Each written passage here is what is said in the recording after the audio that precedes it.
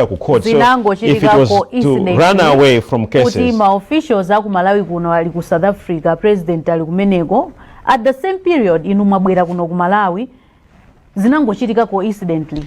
Yeah, and I think that should answer because when aliyense wanzeru anaona kuti ifeyo tinagamba tiri ku Malawi azodi yaki achana amatipanga interview tikuno kuma anthawi imeneyo president ali kuti ali ku South Africa ndikukumbukira kuti azitora nkhani pa tsiku limene lolo amati akatha kundipanga ine interview athamangira ku airport usiku kuti akalandira president koma I think ndege yawo anayichedwa so South Africa akamona ngati kuti ineyo ndili mu ndege imeneyoyo koma ngoti pa nthawi imeneyo ine ndili kuno ku Malawi ndopanga ma interview.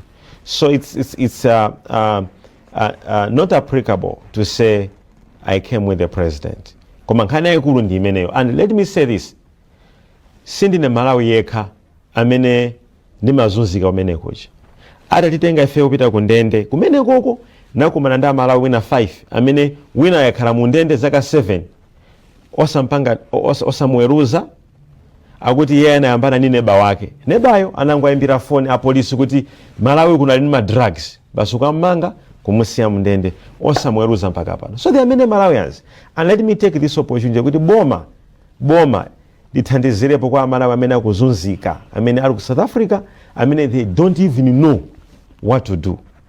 You see, so that's what happens in South Africa.